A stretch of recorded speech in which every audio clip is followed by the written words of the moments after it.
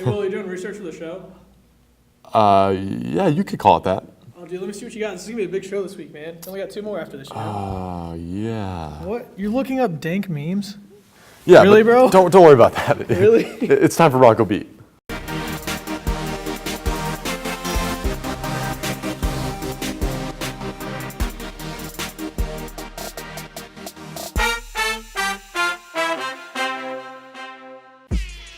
Welcome to Bronco Beat. I'm Will Reynolds. Let's get you caught up on what you missed last week, starting with the Bronco football team. The story in that one was they just couldn't overcome their mistakes. Plenty of penalties, one including a rushing touchdown by Anthony Cloyd that was brought back, and the Broncos ended up turning the ball over on downs. Then late in the game, backup Clark Livingston was in at quarterback, and he turned the ball over on an interception, and the Broncos fumbled on their final 2 possessions. In the game, Noah Hausch did have a 22-yard receiving touchdown, but again, the final score, 13-7, Doane Tigers. And now we'll take a look at how the women's soccer team fared this week. The Hastings women's soccer team played Morningside on Saturday afternoon. Heidi Barch scored 2 goals for the Broncos, and Kylie Stevens scored the game-winning goal in double overtime. Final score in that one, 3-2 in favor of the Broncos.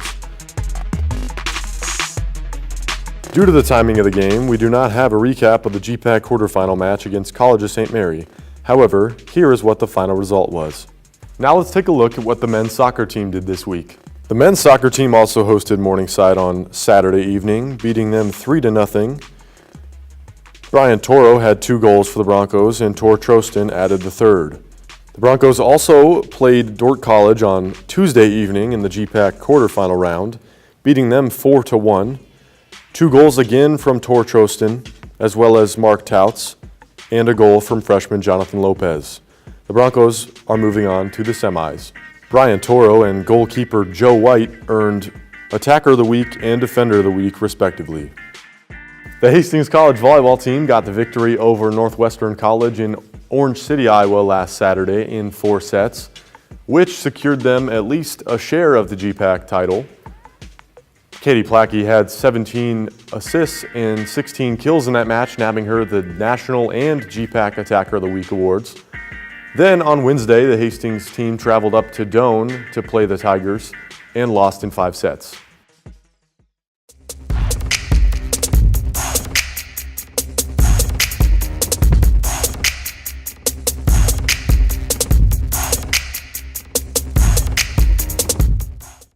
For those of you that haven't seen it, we've included our Bronco Beat Extra interview with Connor Musiel last week into this week's program.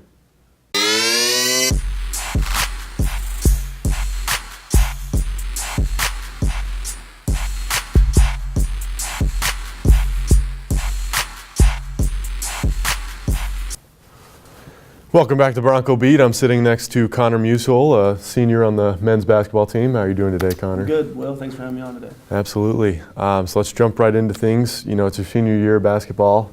Preseason's in full swing. You guys have, a week or so away from beginning that season. So, what's the preparation been like? Yeah, it's been a grind this fall for sure. We've been going 2 to 3 times a week with Coach Wells in the weight room pretty hard. And then, all the fall basketball open gyms and conditioning, stuff like that. So it's been a real grind, but we're looking forward to the season. We got 7 seniors coming back, so we're looking forward to the experience we have back and also some new pieces we added as well. You mentioned the seniors you have and then the new pieces. Talk about those guys a little bit. A couple of transfers. Yeah. So we have the 7 seniors. I think 5 or 6 of us have been here the whole 4 years, and then we added a couple pieces, key pieces as well. Kevin Miller, junior, transferred from a school in California. Really athletic kid, good 2-way player, can play both sides of the ball.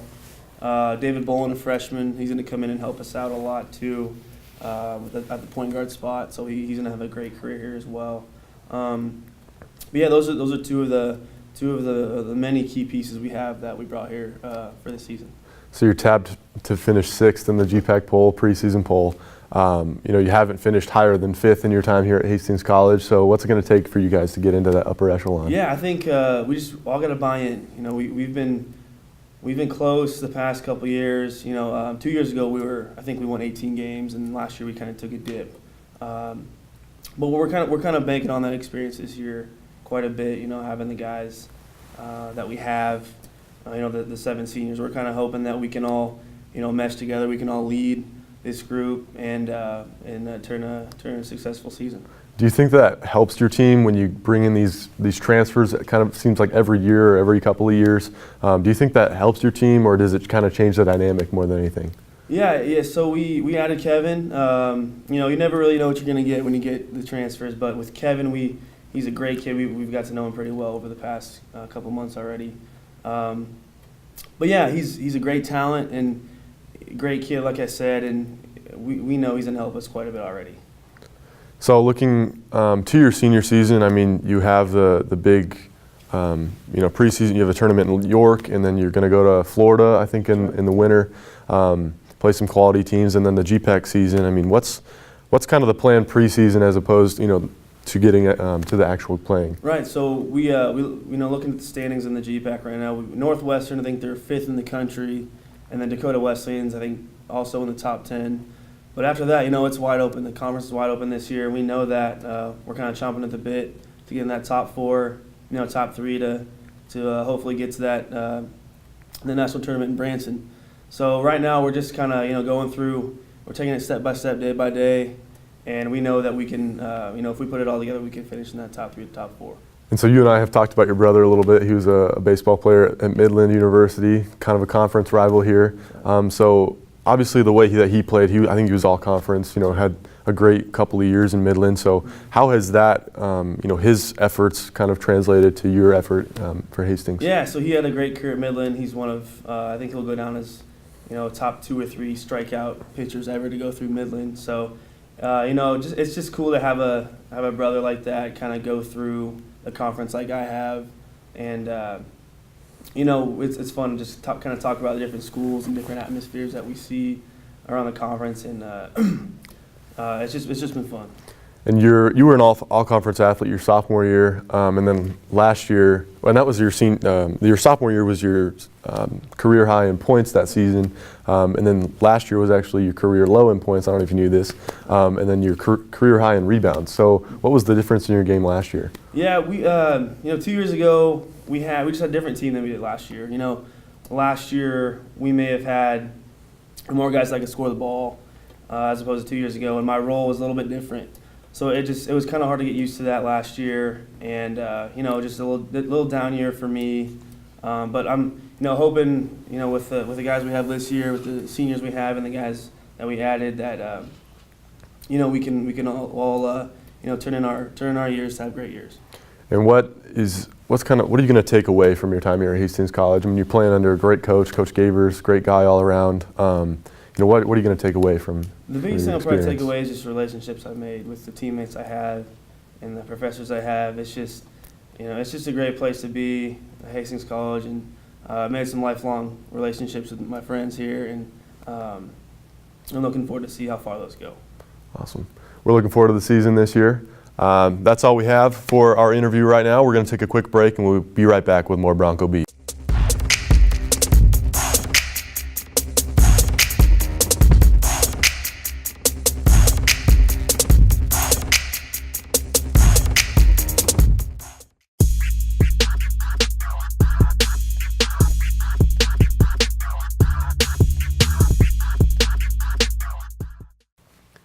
Welcome back to Bronco Beat. Now it's time for our preview segment. The men's basketball team will play Friday in the McPherson Classic against Bethel College at 4 p.m. They will play the host McPherson College on Saturday at 6 p.m. Then on the following Tuesday, they will have their home opener against Bethel College at 7 p.m. in Lynn Farrell Arena. And on Thursday, at home against Kansas Wesleyan at 7 p.m. The volleyball team just finished up regular season play and will host Concordia in the GPAC quarterfinals on Saturday at 4 p.m. If they win that game, they will play the winner of the Midland Morningside contest in the semifinals at home next week on Wednesday, with a time to be determined. The men's soccer team just beat Dordt in the quarterfinals and will play Midland in the semifinals of the GPAC postseason tournament Saturday at 7 p.m. If they win, they will play in the GPAC finals next Thursday at home against the winner of the Concordia and Northwestern contest. Time still to be determined on that as well. The women's soccer team will play in the semifinal game on Tuesday at home against the winner of Briarcliff and Midland, and football will play Midland in Fremont on Saturday at 1 p.m. Coming up, we will announce the Bronco Athlete of the Week and have a poll update. Stay with us.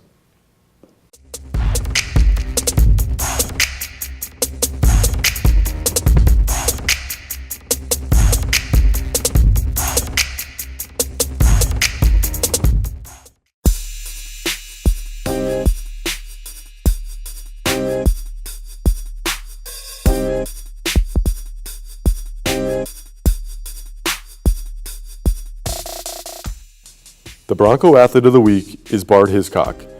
He led the Broncos last Friday night in their opening win against Friends University with 23 points, 9 for 15 shooting while pulling down 7 boards and 7 assists.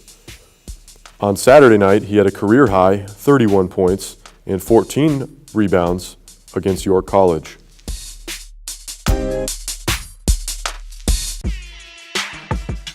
The volleyball team jumped Northwestern and are now at number 3 from number 5 last week.